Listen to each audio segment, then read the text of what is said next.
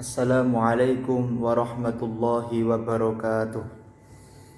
Waalaikumsalam warahmatullahi wabarakatuh. Waalaikumsalam warahmatullahi wabarakatuh.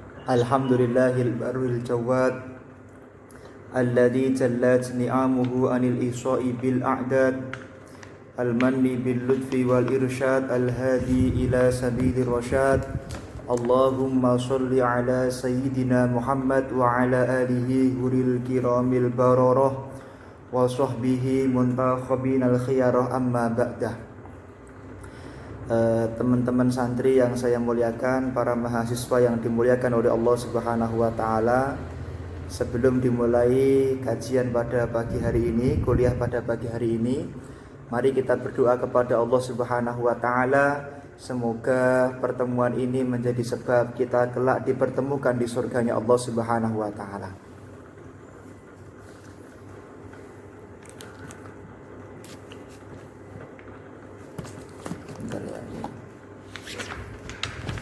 Semoga pertemuan ini menjadi sebab kita kelak menjadi ahli surganya Allah Subhanahu wa taala. Pagi ini kita akan membahas masalah fikih nikah. Masalah fikih nikah. Semoga dengan kita ngaji masalah fikih nikah ini, teman-teman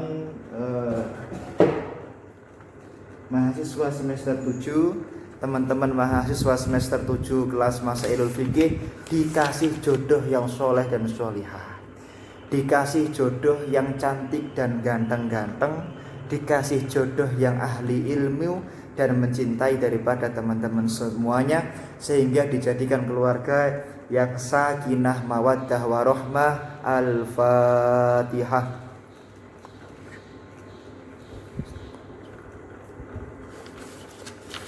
Jika ada pertanyaan bisa ditanyakan di akhir atau ditanyakan melalui chat ya. Bismillahirrahmanirrahim. Yang pertama, masalah yang pertama yang sering muncul adalah bagaimana hukumnya, yaitu berkomunikasi dengan lawan jenis melalui chat. Berkomunikasi dengan lawan jenis melalui yaitu HP atau melalui HP. Hukumnya adalah tidak diperbolehkan. Kenapa? Karena hubungan melalui HP itu dianggap yang pertama bisa menjadi muqaddimatuz zina, yaitu menjadi sebab orang melakukan perzinaan dan menimbulkan syahwat. Kalau tidak percaya, saya yakin teman-teman pernah misalnya berhubungan dengan lawan jenis, ya WA-an dengan lawan jenis, pasti kemudian langsung timbul perasaan ingin melakukan perbuatan yang diharamkan oleh Allah Subhanahu wa taala.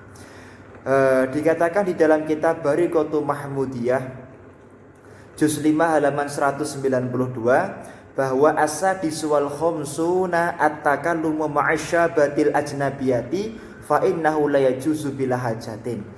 Berbicara dengan lawan jenis yang tidak mahram, maka kalau tidak ada hajat hukumnya haram.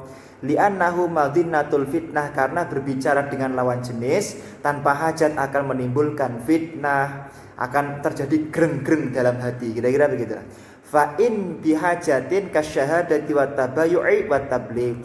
Kalau ada hajat seperti jual beli, kalau ada hajat seperti adanya belajar mengajar seperti ini, kalau ada hajat seperti ceramah, maka hukumnya diperbolehkan. Tidak ada khilaf di antara para ulama tentang kebolehan kalau ada hajat seperti itu. Kemudian yang berikutnya adalah masalah yang biasanya ditanyakan kepada kami, kalau ada pernikahan yang tidak disetujui oleh orang tua, apakah pernikahan tersebut diperbolehkan? Dikatakan boleh. Jadi maksudnya di sini pengaruh laki-laki ya. Misalnya teman-teman seperti Ustadz Latif, ya, seperti Ustadz Ahmad Ali Husaini, tiba-tiba pulang dari IAIN, sudah bawa istri. Nah, bagaimana? Apakah nikahnya dihukumi sah? Sah nikahnya. Dan tidak termasuk orang yang aqul walidain atau durhaka kepada kedua orang tua. Kemudian dalilnya dari mana? Dari kitab Al-Wasit.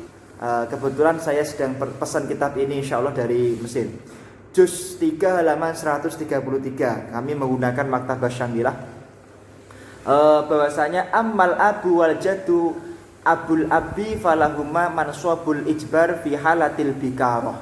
Jadi orang tua itu memiliki hak ijbar kalau anaknya perempuan. Kalau anaknya laki-laki maka tidak memiliki hak ijbar, hak memaksa anak laki-lakinya untuk menikah dengan perempuan yang dipilih oleh bapaknya. Maka tidak jadi masalah. Seperti itu. Kemudian masalah yang berikutnya yang berhubungan dengan nikah, bagaimana hukumnya menikahi anak yang dihasilkan di luar nikah? Menikahi anak perempuan hasil zina bagaimana, begitu intinya. Di dalam kitab Fathul Qorib hukumnya sah. Dikatakan faslun wal muharramatu ay al muharramu menikahunna bin nasi arba'u asyrata. Kemudian sab'u bin nasabi wa hunna al ummu wa in alat wal bintu wa in safulat. Dikatakan bahwasanya menikahi wanita-wanita yang diharamkan untuk dinikahi itu ada 14. Kita langsung wa ammal mar'atu fala yahilu laha waladuha minaz zina bal yahrumu 'alaiha wa 'ala sa'iri maharimiha wa yarithu minha wa tarisu minhu bil ijma' wal farqu bainar rajuli haitsu la tahrumu 'alaihi al bintul makhluqatu min ma'in zinahu wa bainal mar'ati haitsu yahrumu 'alaiha al waladu al makhluqu min ma'i zinaha annal binta infasulat minar rajuli wa hiya nutfatu qadiratun la ya'ba'u biha wal waladu infasula minal mar'ati wa huwa insanun kamil. Jadi enggak apa-apa, Mas, saya itu dulu bapak dan ibu itu melakukan zina sehingga lahir saya. Ya. Apakah menikahi wanita itu diperbolehkan? Boleh hukumnya, karena bukan termasuk daripada wanita-wanita yang diharamkan untuk dinikahi. Kemudian catatan saya adalah ketika si A melakukan zina sama si B, maka andaikan anaknya perempuan, maka si anak perempuan ini tidak berhak si anak perempuan ini tidak boleh untuk mendapatkan warisan dari bapaknya. Tidak boleh. La tahrumu 'alaihil bintul makhluqatu min ma'izinahu wa bainal mar'ati haitsu yahrumu 'alaiha. Bahkan andaikan perempuan yang dizinai itu tidak dinikahi oleh sang suami, sang laki-laki tadi, maka bapaknya boleh menikah dengan anak perempuannya yang anak hasil zina tadi, seperti itu, paham ya? Jadi si A boleh menikah dengan si Siti. Kenapa? Karena Siti ini adalah dihasilkan dari perzinaan A sama B, dan B ini tidak dinikah. Kalau B dinikah ya nggak boleh, karena tidak boleh menikahi anak bawaan daripada istri. Tapi yang jelas bapak tadi tidak boleh menjadi wali daripada anak perempuannya sendiri, nggak boleh. Kenapa? Karena anak hasil zina. Kemudian pertanyaan yang keempat biasanya ditanyakan kepada kami, bagaimana hukumnya menolak dinikahkan orang tua karena masih belajar? Misalnya Ustadzah Esti, Ustadzah Septiana masih belajar semester 7, nak tak nikah ke saiki ya nak ya. Menolak permintaan orang tua, bagaimana hukumnya? Menurut Imam Syafi'i, Maliki dan Hanafi, tentu hukumnya adalah tidak dianjurkan. Bahkan menurut Imam Hambali wajib ya untuk dipenuhi karena termasuk daripada bentuk birrul walidain. Jadi harus manut sama orang tua. Dalilnya dari mana? Dari kitab Kasyaful Qanna juz 5 halaman 5. Wa man amarahu bihi walidahu au amarahu bi ahaduhuma qala Ahmad amartuhu ayyatazawwaja liwujubi birri liwalidai. Syekh Ahmad bin Hambal mengatakan wajib mengikuti perintah orang tua karena bentuk daripada birrul walidain. Qala fil furu' di dalam kitab al-furu' dikatakan walladzi yahlifu bitolaki la yatazawwaju abadan in amarahu bi abuhu tazawwaja. Niki. Kemudian pertanyaan yang kelima yang biasanya ditanyakan, bagaimana hukumnya perkawinan tapi menentukannya dengan weton? Kamu itu lahirnya Selasa Wage, calon suami kamu lahirnya Jumat Kliwon, ini nggak cocok ini menurut hitungan saya. Waduh, ini bagaimana hukumnya? Nah, di dalam kitab Ghoyatut Talkhis Al-Murad min Fatawa Ibn Ziyad juz dikatakan bahwasanya mas'alatun idza sa'ala rajulun akhar hal lailatu kadza aw yaumun kadza yasluh alil aqdi aw naklah. Andai kan ada orang bertanya, apakah hari ini bagus untuk perkawinan atau hari ini bagus untuk melakukan perpindahan rumah, fala yuhtaju ila jawab. Maka kalau bisa enggak usah dijawab. Li anna syari'a naha an i'tiqadi dzalika wa zajara anhu zajrun balihun. Kenapa? Karena syariat itu menolak seperti itu dan membenci seperti itu dengan benci yang sangat luar biasa. Fala ibrata biman yaf'aluhu, maka tidak ada ibrah di dalam orang yang melakukan itu, enggak ada efeknya. Wa dzakara Ibnul Farqah an Syafi'i annahu idza in kana al munajjimu yaqulu wa yan'taqidu annahu la yu'athiru illa Allah walakin ajrallahu al 'adah bi annahu yaqa'u kadza indal kadza wal mu'athiru huwa Allah azza wa jalla. Kalau dia beriktikad, wah gara-gara Mbah Dukun yang menentukan perkawinannya dia menjadi orang yang mulia, haram hukumnya. Bahkan bisa kafir karena menyekutukan Allah dengan makhluk. Tapi kalau dia beriktikad bahwasanya enggak, ya bagaimana yang itu kan Mbah Dukun sebagai lantaran saja. Tetap yang menentukan takdir itu Allah Subhanahu wa taala. Kalau iktikadnya seperti itu maka tidak dihukumi haram, tidak sampai dosa. Bentar.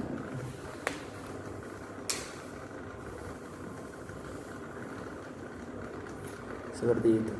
Jadi tidak sampai dihukumi dosa menurut mazhab Imam Asy-Syafi'i. Tapi kalau dia beriktikad Mbah Dukun yang menentukan, maka hukumnya haram. Kemudian bagaimana hukumnya wali dan saksi yang tidak adil? Tidak adil itu walinya ahli maksiat, saksi nikahnya ahli maksiat. Ini sering ditanyakan karena di beberapa tempat juga sering jadi masalah. Ini beberapa masalah yang memang sering ditanyakan yang saya sampaikan ya. Di dalam kitab Balaghatul Tullab dikatakan di dalam halaman 313 la waliyata li tarikis sholati fi tazwiji bintihi alal ashar. Dikatakan kalau orang itu suka meninggalkan sholat, maka hendaknya tidak menjadi wali anaknya ketika nikah. Walinya diudul, diganti sama kakeknya misalnya. Li'annahu fasikun wasani lahu dzalika li'annal fisqa lam yamna'u minat tazwij fi usril awwalin. Tapi menurut pendapat yang kedua bahwa orang yang fasik tetap boleh menjadi wali bagi anak perempuannya. Lam yamna'u minat tazwij fi usril awwalin. Tidak apa-apa menjadi wali dan saksi menurut daripada di zaman-zaman awal. Enggak apa-apa. Nah, ini kami sampaikan dua pendapat. Andai kan misalnya naudzubillah di antara orang tua itu ada yang jarang sholat, maka tetap boleh menjadi wali dan boleh menjadi saksi dengan mengikuti pendapat yang kedua. Kemudian di dalam kitab Bughyatul Mustarsyidin Syekh Abdurrahman Ba'ilawi di halaman 347 mengatakan qalahu al-Imam Al-Ghazali wal Ghazi falyangdur al-munsifu fi nafsi wa baladi bal fi qadri hal yajidu ahadan min ahli ashri lam yartakib kabiratan aslan wa lam yasri ala sahiratin falau lam yakun minal kabair illal waqi'atu fil ulama binahwi ghaibatin aw namimatin aw si'ayatin 'inda zalim awil istima'i ilaiha wa ridha biha allati surat kal fakihati fi majalisil khossah.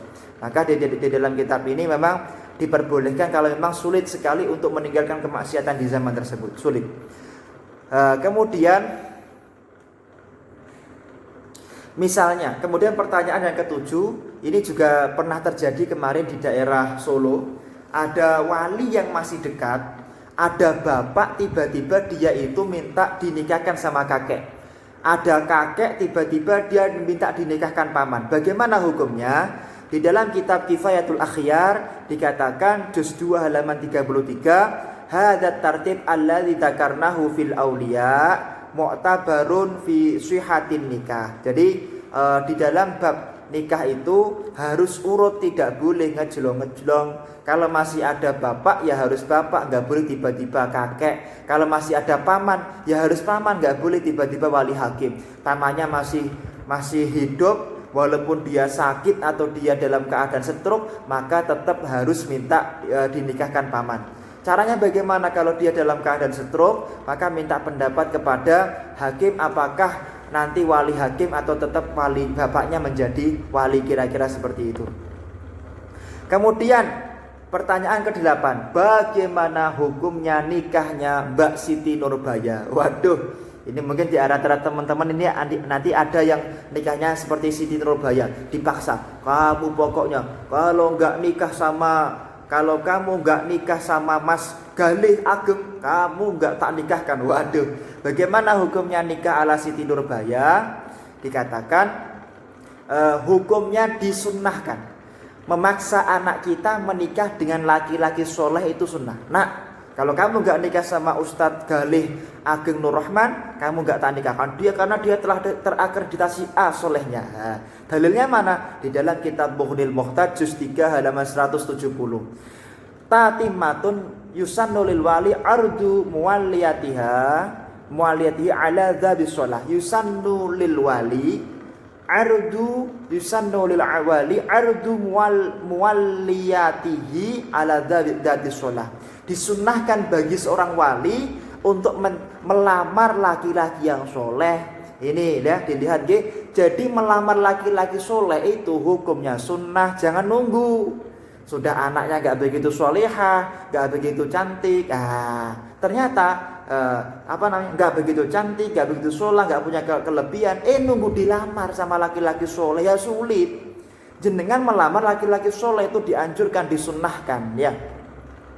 Kama fa'ala Syu'aib ibni Musa alaihi wassalam wa Umar bi Utsman thumma bi Abi Bakrin radhiyallahu anhu. Seperti halnya dilakukan oleh yaitu Nabi Syu'aib dengan Nabi Musa, kemudian dilakukan oleh Sayyidina Umar kepada Sayyidina Utsman dan Abu Bakar As-Siddiq. Ini dicontohkan oleh para sahabat. Kemudian yang pertanyaan ke-9. Nah, bagaimana hukumnya nikung? Jadi nikung kekasihnya orang lain. Nah, menikung kekasih orang lain itu tidak dosa. Tidak apa-apa jika belum dilamar dan lamarannya belum diterima. Kalau dia itu kemudian ada wanita telah dilamar, "Dek, kamu tak lamar ya?"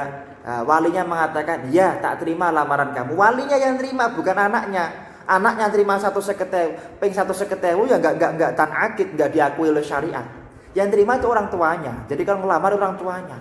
Masih ada sih misalnya Mbak Hanifah ini kemudian dilamar oleh 1.000 laki-laki, dia tak terima. Walinya enggak terima, maka enggak sah. Yang terima lamaran itu wali. Anaknya hanya minta pertimbangan, Mbak Hanifah Aulia, bagaimana kamu? Tak nikahkan sama ini. Pripun? Nggih, nampi. Ya, tak terima lamarannya. Orang tua yang terima lamaran. Jadi kelamar itu orang tua, bukan anaknya. Cuman anaknya juga perlu didekati kan begitu ya. Didekati untuk memastikan dia diterima. Jangan sampai kelamar orang tua, anaknya nolak, kan malu. Ya ini. Jadi kalau sudah dilamar oleh laki-laki lain dan telah diterima lamarannya, maka haram melamar wanita tersebut. Sebagaimana dikatakan di dalam kitab Minhajut Talibin wa Umdatil Muftin, faslun tahillu khitbatu kholiyatin an nikahin wa iddatin la tasrihun li mu'tadatin wa la ta'ridun li raj'iyatin wa yahillu ta'ridun fi iddatin wa wafatin iddati wafatin wa kada li ba'inin fil azhar. Tidak boleh melamar beberapa perempuan. Satu, perempuan tersebut baru dalam keadaan iddah, enggak boleh. Ada tetangganya cantik mati, ada tetangganya cantik, suaminya mati. Jenengan enggak boleh tiba-tiba datang ke rumah tetangga, "Bu, Dek, tak lamar ya." Haram hukumnya. Kecuali kalau pakai kinayah, "Dek, anu Dek ya." Wah, jadi nak awake dhewe berkeluarga jane. Dan iki kan enggak langsung saya lamar, tapi jane nak anakmu ki dadi anakku ya. Bahagia. Lah niki sindiran-sindiran boleh, tapi kalau sampai pada kalimat saya lamar, haram hukumnya. Karena dia masih dalam masa iddah. Tapi kalau sindiran boleh, "Dek, nak jane nak jenengan niku tinggal nang omahku ya jenengan bahagia." Lah niki kan sindiran-sindiran sing ya paham lah cara Jawa niku nggih karepe ndang pengen dinikahi kira-kira begitu, maka diperbolehkan menurut syariat. Lah niki. Lah kemudian tidak boleh juga melamar perempuan yang sudah dilamar laki-laki lain dan dia telah menerima lamarannya.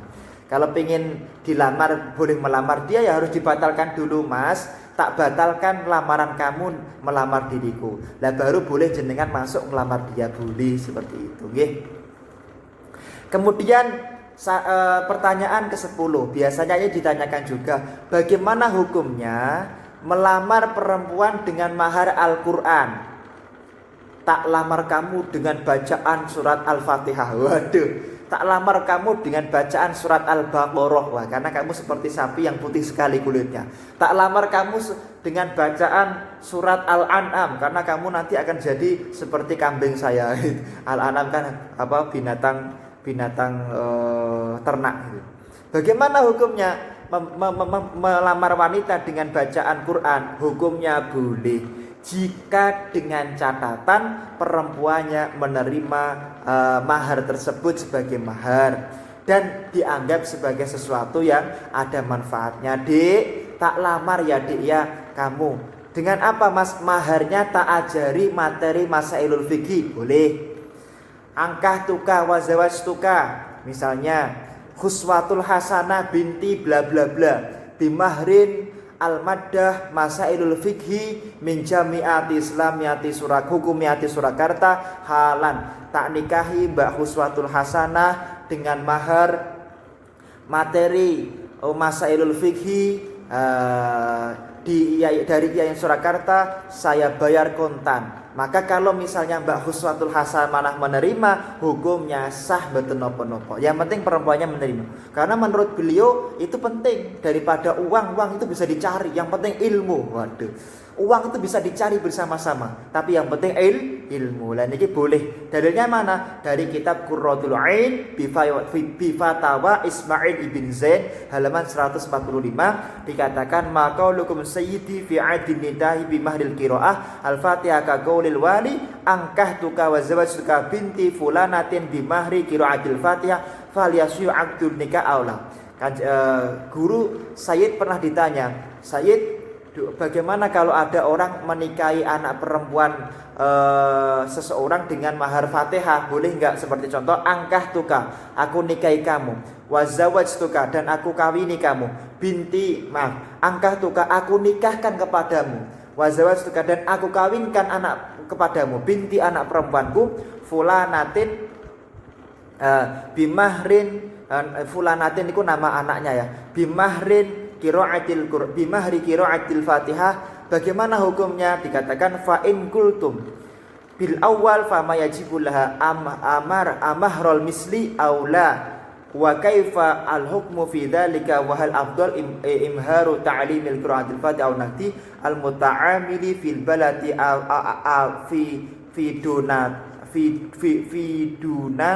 fi duna jawaban syafiyan fa innal mas'alata waqi'atul hal. Fal jawab wallahul muwaffiq lis-shawab. Jawabannya anna 'aqdan nikah fi surah al-madhkurah sahih. Summa idza waqa'a bi mahri qira'atil Fatihah kama fi su'al fa in urida bi qira'atiha iqra'uha iyyaha wa ta'limuha iyyaha fa inna dzalika sahih. Maka kalau niatnya dia ingin ngajar, niatnya ingin belajar, maka hukumnya boleh-boleh saja.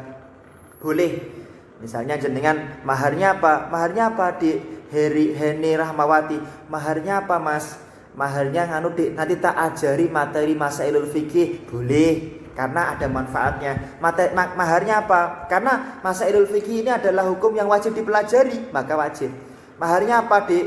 Maharnya apa, Mas? Maharnya tak ajari ilmu teknik. Lah nanti akan ada perdebatan ulama, karena belajar teknik kan tidak wajib ain nanti. Tapi kalau materi masailul fikih boleh jadi mahar, boleh. Makanya dipelajari benar-benar boleh jadi mahar. Niki. Aku lamar dirimu dengan 1000 nadam alfiyah. Waduh, Ibnu Malik.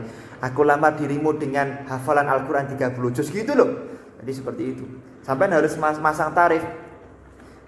Saya kriteria calon suami saya: 1 hafal Al-Qur'an, 2 hafal Riyadhus Shalihin, 3 sholat duhanya istiqomah, 4 siwakan, 5 tidak merokok, 6 sarjana, 7 wah ini kalau punya kriteria seperti itu bagus sekali, ahli sholawat ya. Kemudian 11 bagaimana hukumnya melakukan hubungan dengan binatang? Nikah dengan binatang bagaimana hukum?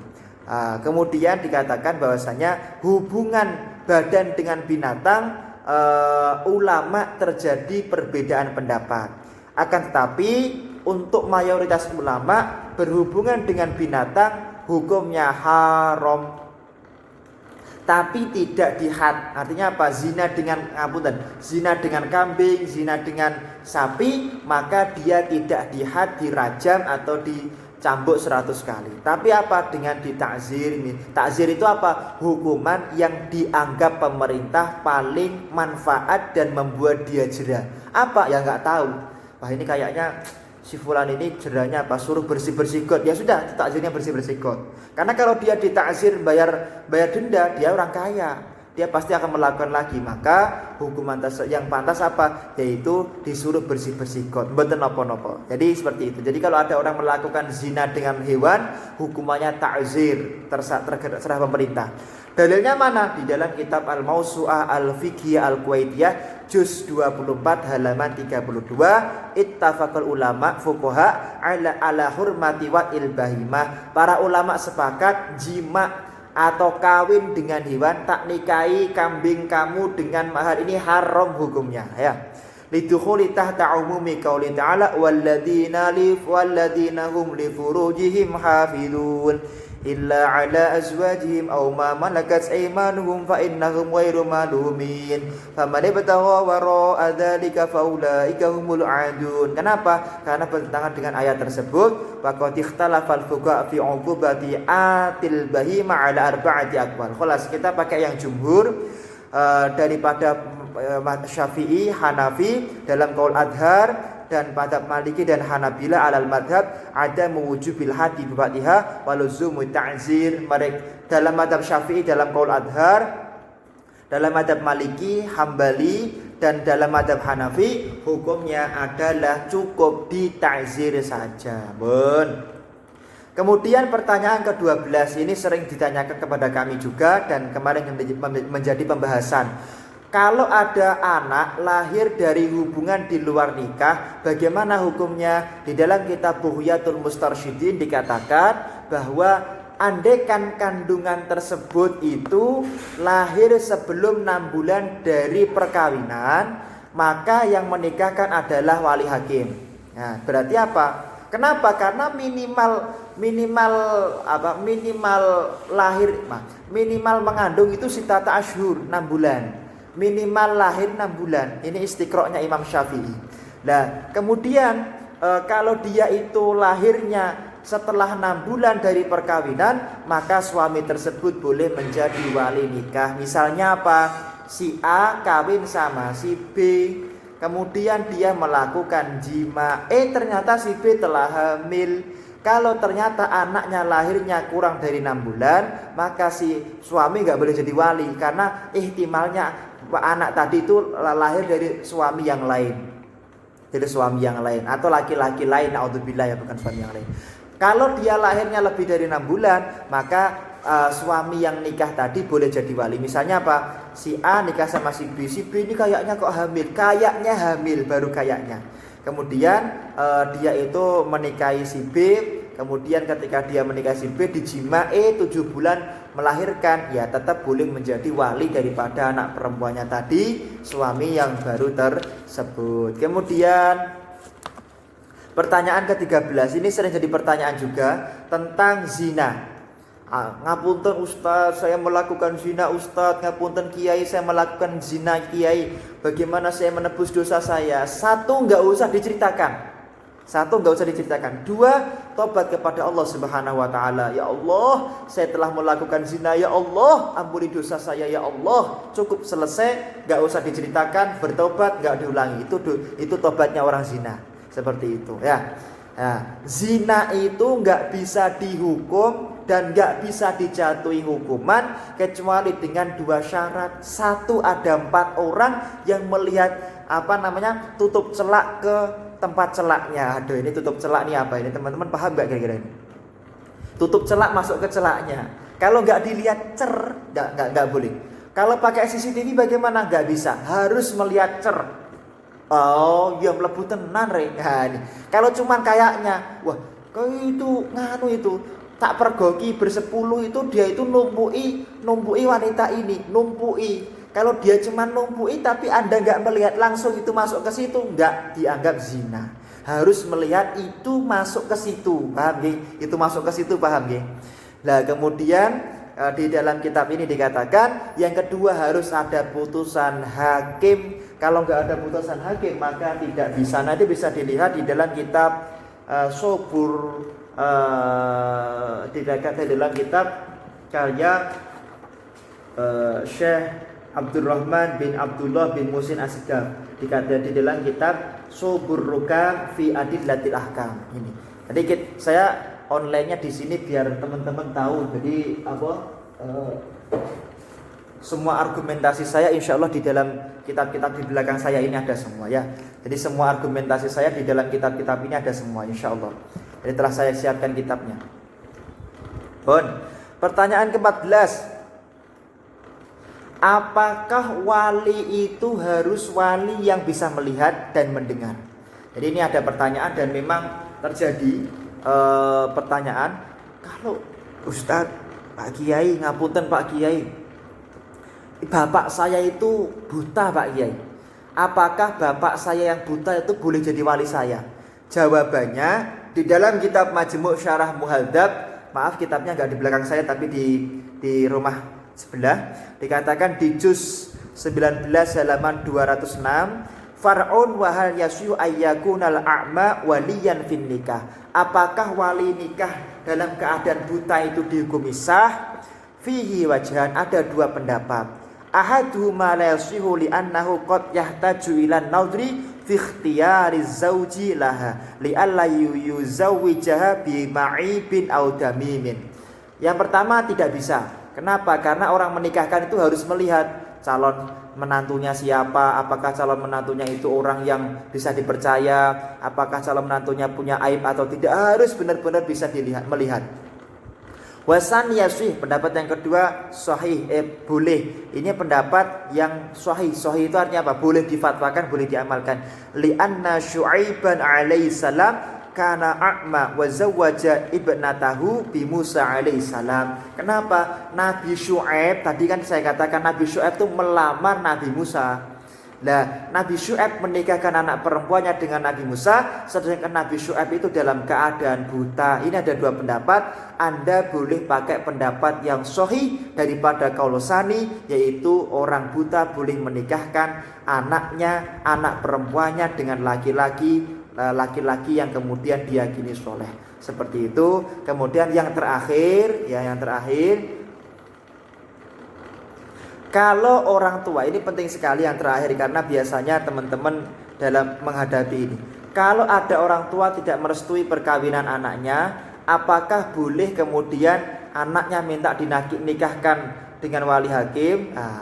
Hukumnya sah akadnya jika laki-laki pilihannya itu dianggap laki-laki yang sekufu atau sekufu. Dalilnya apa? Di dalam kitab Fiqhul Manhaji ala madhabil Imam Syafi'i juz 2 halaman 39, al-kafa'atu wa yuqsadu bil kafa'ah musawatu halir rajuli li halil mar'ati al yauma fi iddati wujuhin ad-din wa shalah. Agamanya sama-sama solehnya. Falaisal fasiku kuf'an li afifati sholihatin. Yang kedua hirfah, harus hirfah, kakan nasin wa hujamin wa ro'in, ya dia harus sama-sama orang yang menjaga diri dari dosa. Wa qayyimi hamamin, ketika pipis mandi atau tidak, ketika pipis dia berdiri atau duduk. Kemudian tidak dianggap cocok, tidak dianggap sah misalnya anak perempuan yang alim nikah dengan hakim yang kaya. Jadi wanita tersebut nikah karena kekayaannya nggak boleh.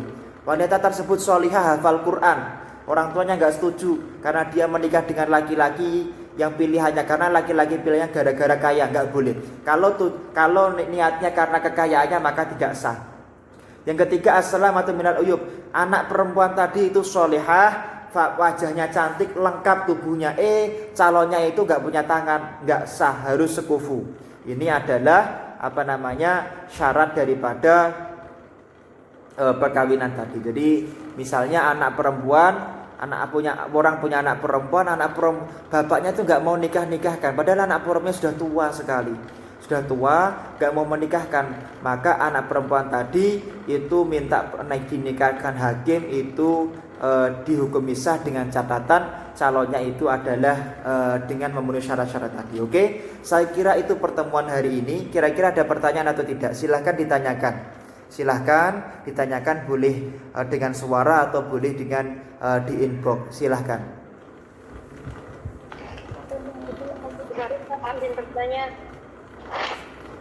Siapa ini? Devi. Oh ya, Ustazah Devi, silahkan. Jadi ini Afwan, ini ada 2 pertanyaan. Yang pertama, videonya ini nanti di-upload di YouTube enggak ya kalau misal mau nonton lagi gitu? Saya upload di YouTube dan sudah saya rekam di depan saya. Oh iya. Pertanyaan kedua. Ya Allah, pertanyaan. Soal yang kedua tadi kan. Ya. Afwan Ustadz, suaranya enggak terdengar sebentar.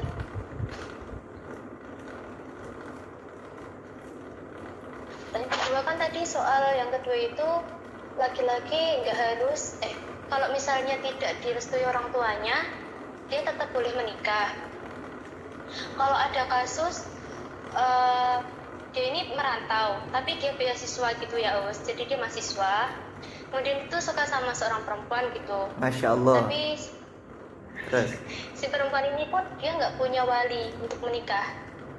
Kemudian tapi keduanya ini sama-sama ingin gimana ya? Tahulah teori maksudnya ilmu agama gitu. Jadi sebaiknya melangsungkan nikah, tapi karena gimana ya? Kalau beasiswa juga tidak boleh gitu. Apakah kalau misal nikah secara agama saja itu diperbolehkan gitu hukumnya? Kemudian meskipun si laki-laki ini dia tidak memberitahu orang tuanya karena diperkirakan kalau memberitahu orang tuanya itu juga nggak bakal boleh seperti itu. Dan ketika pas melangsungkan pernikahan dia hanya mendatangkan saksi teman-temannya yang bisa dipercaya untuk merahasiakan akadnya itu supaya beasiswanya mungkin tidak tercabut begitu Us. Sudah? Ustaz? Ya, sudah. Ini kisah pribadi atau orang lain saya nggak tahu ya. Ya, insya Allah. Oke, begini. Yang jelas yang pertama saya jawab dulu adalah laki-laki tadi boleh menikah tanpa restu orang tua, karena memang restu orang tua itu bukan syarat daripada perkawinan anak laki-laki.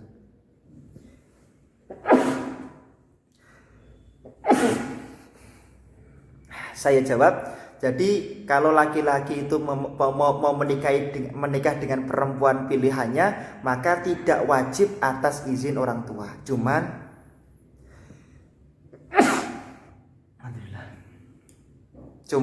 memang bagusnya tetap kalau bisa nikah itu ya tetap minta ridho orang tua, itu bagusnya. Karena nikah itu mempertemukan dua keluarga. Kalau nanti ternyata tidak diridho orang tua, tidak bisa berkumpul dengan keluarga lagi kan juga tidak enak, juga susah. Dan ridho orang tua itu juga ridhonya Allah Subhanahu wa ta'ala. Walaupun secara fikih tidak wajib minta ridho orang tua, tapi kalau diridhoi orang tua lebih bagus. Tapi kita berbicara fikih, tidak wajib, satu itu. Yang kedua, perempuan tadi kalau memang benar-benar tidak punya wali, maka walinya wali hakim. Tidak punya wali itu bukan berarti nggak punya bapak loh ya. Urutan wali di dalam kitab, yaitu di dalam kitab At-Tadhib dikatakan urutan wali yang pertama bapak. Bapak nggak ada kakek dari bapak lo ya, bapaknya bapak, bukan bapaknya ibu, bukan, bapaknya bapak. Jadi misalnya Ustazah Devi ya, bapaknya Ustazah Devi punya bapak lah, itu namanya kakek yang boleh menikahkan jenengan. Kalau telah meninggal juga, maka saudaranya bapak seibu. Jadi jenengan punya bapak, bapaknya punya saudara kandung laki-laki sebapak seibu. Nah, tunggal bapak dulu. Kalau nggak ada, maka saudara laki-lakinya sebapak. Saudara laki-laki sebapak. Kemudian kalau tidak ada, maka ibnul akh lil ab wal anaknya saudara laki-laki sebapak dan seibu. Misalnya kalau tadi saudara laki-lakinya Ustazah Devi nggak ada, maka anaknya saudara laki-laki, jadi keponakannya sebapak seibu. Kenapa keponakan itu keponakan itu muhrim jenengan, mahram jenengan. Keponakan kan tidak boleh jenengan nikahi. Kalau tidak ada, maka anak laki-laki sebapak. Kalau tidak ada, maka paman. Kalau tidak ada, anak laki-lakinya paman. Ini adalah harus tertib. Jadi sepupu itu boleh jadi wali kalau tidak ada paman panjenengan. Kemudian dan seterusnya. Ini harus urut. Kalau memang sudah tidak ada, maka walinya wali hakim. Kalau walinya wali hakim, ya mestinya dicatatkan negara. Setahu saya dicatatkan negara. Kalau tadi pertanyaannya kan tidak ada wali ya, karena tidak ada wali, ya walinya wali hakim. Wali hakim ya lewatnya KUA. Kalau lewat KUA berarti dicatatkan negara dan beasiswanya pasti ketahuan itu. Logikanya begitu. Kecuali kalau memang KUA-nya bisa di silent gitu ya. Jadi seperti itu. Ini hukum fikihnya. Kemudian karena dia sudah beriktikad berjanji sejak awal tidak akan nikah selama mendapatkan beasiswa, ya dia keandekan melakukan nikah itu nikahnya sah, cuman hukumnya nikahnya dosa. Seperti jenengan haji pakai uang korupsi, bagaimana? Hajinya sah tapi korupsinya dosa. Kayak jenengan kurban pakai uang maling, uang pencurian, bagaimana? Kurbannya sah tapi kurban malingnya itu dosa. Seperti itu. Jadi nikahnya sah, tapi karena tadi pertanyaannya tidak ada wali, ya walinya hakim ya. Kecuali kalau masih ada wali-wali urut-urutan tadi ya, masih ada pamannya atau anaknya paman, itu masih bisa menikahkan kalau laki-laki. Kalau memang benar-benar tidak ada walinya hakim. Wali hakim itu mestinya lewat KUA atau lewat pengadilan, kan begitulah. Kalau lewat pengadilan akan ketahuan pemerintah, kecuali kalau pengadilannya diem saja. Kalau nikahnya lewat kiai, saya tidak berani merekomendasikan nikah lewat kiai itu dianggap wali hakim, karena wali hakim itu ya pemerintah, bukan kiai, seperti itu. Begitu Ustazah Devi ya.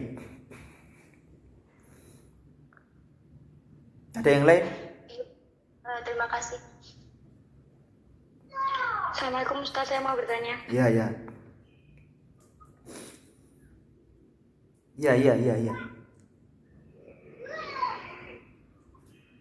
Sebelumnya mohon maaf Ustaz, saya ingin bertanya.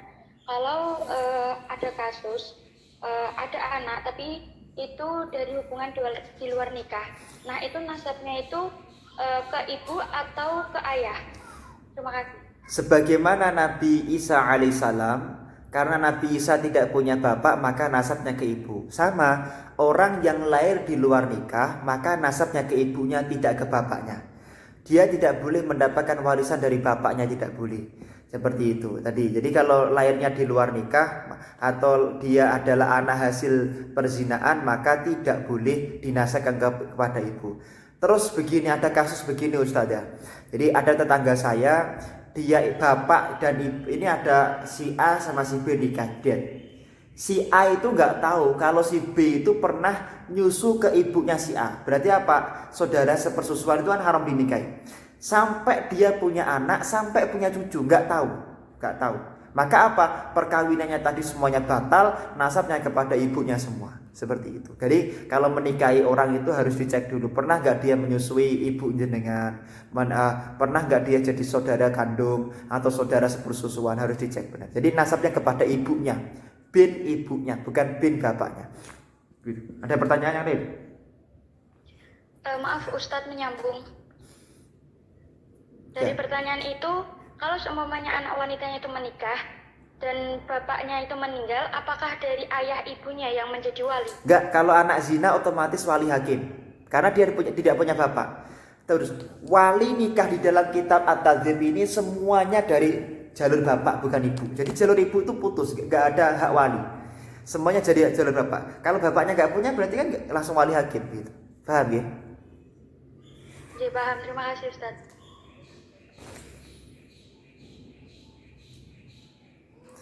Ada pertanyaan dari Ustadzah Huswatul Hasanah. bolehkah menunda perkawinan? Bagaimana kalau ada laki-laki perempuan menunda perkawinan karena pendidikan? Nah, Imam Nawawi itu beliau belum menikah karena masih sibuk dengan ilmu. Menurut Imam Nawawi di dalam kitab Bughyatul Mustarsyidin atau Majmu' Syarah Muhadzab, hukumnya boleh-boleh saja. Seperti itu. Jadi menunda perkawinan karena ada kesibukan dalam belajar. Ini bagi laki-laki loh ya. Bagi perempuan tadi. Kalau bagi perempuan sekedar bapak memandang, nak kamu sudah alim, sudah cukup nak, kamu sudah cukup dan kamu sudah waktunya nikah, maka anak perempuan tadi ikut pendapat orang tua. Ini ada di film Wanita Berkalung Sorban saya kira itu. Jadi kalau anak perempuan ya ikut perintah bapak gitu. Afwan memang tidak ada wali dari nasab. Kemudian dari pertanyaan dari Wahid Arif Nur Husaini dari Ustadzah Wahid. Dari Ustadz Wahid atau Ustadzah ini ya, bagaimana hukumnya chat dengan lawan jenis di grup chat WhatsApp? Satu, boleh dengan syarat. Di dalam kitab Ihya Ulumuddin dengan syarat satu, diyakini ketika dia chat-chatan di grup WhatsApp tidak akan timbul fitnah. Ini tidak timbul fitnah ya. Kalau timbul fitnah, ya haram gitu. Jadi kalau misalnya Ustadzah Wahid sama Ustadz siapa begitu itu cecetan ya, kalau timbul fitnah ya nggak boleh, haram. Nah, kalau Ustadzah ini manggilnya Pak Ustadzah Nur ya. Misalnya Ustadzah Nur, kemudian yang kedua adalah diyakini tidak akan terjadi maksiat. Kalau dia ternyata cecetan di grup kelas misalnya, ternyata menimbulkan jeduk-jeduk menimbulkan, kalau dalam bahasa kitabnya itu mailul qalbi, dalam kitab bahasa kitab kuningnya mailul qalbi, kalau laki-laki intisyarud dzakar, yaitu kalau jenengan jeduk-jeduk ya, jenengan jeduk-jeduk lah itu. Dengar kotanya, namanya besok kita kakeknya di mana? Kakeknya di Sragen, karena calonnya orang Sragen, jeduk. Nah, ini berarti ada syahwat. Enggak boleh. Yang ketiga, diyakini tidak berduaan saja. Ketika di grup itu ya enggak berduaan toh, cecetannya cuma berdua ya haram. Yang keempat, memang dilakukan di waktu-waktu yang dibenarkan. Ya jangan sampai jam 1 malam cecetan laki-laki perempuan, ya enggak boleh. Kemudian Ustadz Sofan Hussein bertanya, apakah boleh menjanjikan seseorang perempuan bahwa 1 tahun atau sekian tahun ke depan akan datang untuk menikahi? Boleh, janji itu boleh. Cuman kalau janji tok, misalnya calonnya Ustadz Sofan dilamar laki-laki lain, ternyata walinya menerima, maka jenengan akan patah hati. Maka kalau belum diberi mahar, belum diterima, maka boleh dinikahi atau dilamar laki-laki lain. Begitu Ustadzah Sofan ya. Kalau sudah cinta sama laki perempuan, ndang dilamar. Kalau janji boleh, janji itu boleh. Itu kan hak jenengan menjanjikan perempuan ya. Bagaimana Ustadzah Endah? Bagaimana hukumnya jika anak perempuan sudah ingin menikah tetapi belum dibolehkan orang tua?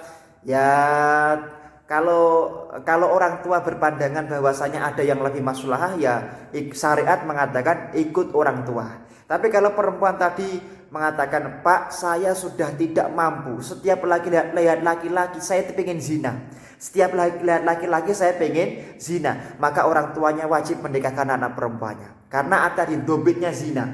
Kalau dobitnya cuma deg-deg ser nggak bisa. Dobitnya zina, setiap lihat laki-laki itu kemudian pengen zina tok, lah itu bapaknya wajib menikahkan. Kalau cuma pengen tok, kerentek hati tok nggak bisa. Ini Ustadzah Robi pengen bertanya, apakah anak-anak keturunannya nanti dihukumi sama seperti bapaknya? Jika anak lahir atas orang tua yang hamil di luar nikah, apakah anak-anak keturunannya nanti dihukumi? Enggak. Yang dosa itu hanya bapaknya saja. Bapak ibunya yang dosa, cuman anaknya enggak. Anaknya tetap suci. Sebagaimana di dalam kitab Bughyatul Mustarsyidin dan di dalam kitab Hasyiah Syarwani wa Ibnu Qasim Al-Abadi. Enggak. Orang anak itu tetap suci hukumnya. Kemudian Ustadz Alif Rahman bertanya, bagaimana hukum menikahi secara virtual? Nikah secara virtual tidak sah menurut 4 madhab. Karena nikah itu walinya harus hadir, saksinya harus hadir, mempelai laki-laki harus hadir. Jadi 3 itu harus hadir. Kalau nggak hadir nggak sah. Tapi kalau calon perempuannya nggak hadir nggak apa-apa. Maharnya belum ada nggak apa-apa, pakai utang nggak apa-apa ya. Tapi kalau 3 orang ini harus hadir. 4 mazhab mengatakan nikah pakai virtual tidak sah. Makanya Di masa pandemi nikah itu tetap ke AUA tapi harus menggunakan social distancing begitu. Bagaimana Ustadzah Alif Roman bertanya lagi, seandainya ada seorang laki-laki Nasrani pura-pura masuk Islam hanya karena ingin menikah dengan wanita muslim, bagaimana nikahnya? Islam itu yahtamilu ala dzuhir. Jadi kalau mulutnya sudah syahadat maka dia dianggap Islam. Mulutnya sudah syahadat, dia dianggap Islam. Kok pada suatu ketika dia mengatakan saya sebenarnya pura-pura Islam dan saya sekarang non-Islam, maka saat itu dia dianggap murtad. Nah, saat dia murtad, maka nikahnya otomatis batal. Jadi kalau dia murtad batal. Tapi Islam menghukumi secara zahir. Kalau dia mengatakan saya sudah masuk Islam dengan syahadat, maka dia hukumnya menikahnya sah. Ustadzah Nur Laili bertanya,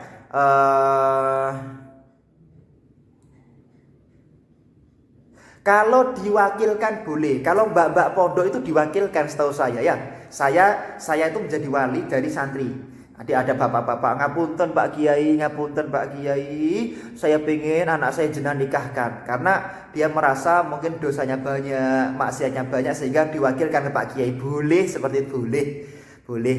Jadi wakil, jadi dia itu yang menikahkan Kiai karena wakilnya bapaknya. Kalau langsung tiba-tiba Kiai nggak boleh. Makanya saya wakilkan perkawinan anak saya dengan si fulan. Harus disebut saya wakilkan perkawinan anak saya dengan si fulan yang bernama ini bin ini, anak saya yang bernama ini binti ini, dengan mas kawin ini kepada engkau wahai Pak Kiai yang bernama Ahmad Muhammad Mustainaswa. Maka boleh sah. Begitu Ustadzah Nur Laili nggih, begitu. Kita sering Ustadz Wahid, Ustadzah Nur Husaini, bagaimana cara mencari laki-laki, mencari jodoh? Caranya banyak setiap malam baca surat Ar-Rahman 1 kali, insya Allah jodoh cuma Pak cepat ketemu, itu aja. Apakah cara taruh bagaimana? Laki-laki boleh melihat perempuan dua keadaan, dua waktu. Yang pertama saat ta'aruf. Jadi ingat, apakah ini ta'aruf yang benar ya? Jadi apakah setiap laki-laki boleh melihat calon istrinya? Boleh, dengan syarat 3. 1, ketika Ustadzah Nur Husaini yakin akan menerima laki-laki itu. Yang kedua adalah melihatnya di muka umum. Yang ketiga adalah 1 kali saja. Jadi misalnya saya ingin menikahi seorang perempuan, maka saya harus yakin perempuan itu menerima saya. Yang kedua yakin atau hampir yakin, mendekati yakin. Yang kedua, perempuan tersebut saya lihat fotonya itu nggak sendirian, ya sama ibu saya, sama saudara perempuan saya. Nggak boleh di kamar lihat calonnya, ya haram hukumnya, haram. Yang ketiga adalah yakin tidak timbul fitnah ya. Yang keempat, yang dilihat hanya wajah saja sama telapak tangan. Nggak boleh, ya lebih nggak boleh. Itu pertama. Melihat yang kedua boleh saat nikah. Nggak boleh, wah ini calon istri saya, wah lihatnya di kamar atau lihatnya untuk kedua kali, nggak boleh. Melihat calon istri itu hanya boleh 1 kali ketika pas ta'aruf, sama yang kedua adalah ketika mau nikah saja. Jadi pas ijab kabul ben boten keliru, kesannya tidak keliru ini. Tapi kalau dia melihat calon istrinya melihat calon istrinya kok berkali-kali, ya hukumnya haram. Melihat calon istri 1 kali tok, Ustaz. Ini Ustazah ya. Ini kesalahan fatal itu apa? Ta'aruf ngirim foto padahal belum tahu diterima atau tidak, ya haram hukumnya. Ini syariat menjaga. Jika seorang laki-laki Ustazah Ani Zudoyono, Ustazah Ani Irahmawati, jika seorang laki-laki izin menikah kepada ibunya, namun si ibu akan memberi izin nikah setelah 3 tahun karena akan pergi jauh. Jadi misal tetap menikah, maka setelah menikah akan tetap LDR suami istri, itu bagaimana hukumnya? Hukum LDR boleh. Saya LDR ya. Saya itu setelah nikah 2 minggu setelah itu kuliah S1 di Yaman. Jadi istri mondok di Wonosobo, saya kuliah di Yaman. Jadi saya sama istri LDR ya lumayan ya harus sabar ya, kira-kira begitu. Boleh saja ya, boleh saja. Dan bahkan kalau di dalam kitab dikatakan kalau misalnya kok calon suaminya, suaminya tadi kok masih diharapkan kelak jadi ulama besar, ya maka orang tua itu hendaknya membiayai kebutuhan suami. Jadi bapak saya itu hendaknya membiayai saya, mertuanya saya membiayai istri saya dengan catatan memang anaknya bisa diharapkan jadi ulama. Seperti itu. Ini di dalam kitab yaitu Mughnil Muhtaj atau di dalam beberapa kitab yang lain. LDR boleh. Saya LDR ya. Ini Ustazah Ani cocok ini pertanyaan. Ica, Ustazah Ica, jika anak hasil perzinahan menikah siri tanpa sepengetahuan orang tua, perempuan karena masih kuliah apakah diperbolehkan? Kemudian orang tuanya sudah meninggal, apakah boleh menuntut warisan dari hasil pernikahan? Anak nikah di luar KUA itu boleh sah. Nikah di luar KUA itu sah. Cuman nanti takutnya apa? Takutnya ketika nikah di luar KUA, takutnya apa? Suaminya nggak tanggung jawab, sehingga tidak ada konsekuensi hukum di sana. Seperti itu. Lah anak hasil perzinahan enggak, kalau nikah siri itu sah. Jadi anak hasil nikah siri itu bukan anak hasil perzinahan. Nasabnya tetap kepada bapaknya. Makanya kalau bisa, cuman begini, dalam hukum nasional, ketika misalnya dalam hukum nasional ketika anak tadi kemudian tidak dalam hukum nasional ketika anak tadi di luar KUA maka tidak boleh menuntut harta warisan daripada orang tua. Ngano itu dulu nggih, itu dulu. Saya tutup dulu karena ini HP-nya sudah penuh dan saya ada jadwal yang lain. Maka kalau ada pertanyaan tolong ditulis di grup kelas itu. Kalau ada pertanyaan tadi belum saya jawab, ditulis di grup kelas. Nanti insya Allah kami buatkan videonya. Saya buatkan videonya untuk saya upload. Absennya mulai sekarang tidak lagi ke ketua kelas, tapi absennya adalah nanti saya upload kemudian di YouTube. Setelah saya upload di YouTube, Anda komentar di YouTube itu nama kelas, katakan hadir atau kalau ada pertanyaan tulis di sana. Kemudian setelah itu bilang ke ketua kelas, Pak Ketua Kelas, saya hari ini hadir, sudah komentar di YouTube-nya Bapak Mustain Nasuha Solo. Kira-kira begitu. Oke, ada pertanyaan? Di luar pertanyaan ini, ujiannya insya Allah 2 minggu lagi. Ujiannya 2 minggu lagi. Kisi-kisinya nanti saya kasih. Kisi-kisinya saya kasih ya. Minimal nilainya 100. Kalau kurang dari 100 meremedi. Ada pertanyaan? Tidak ada?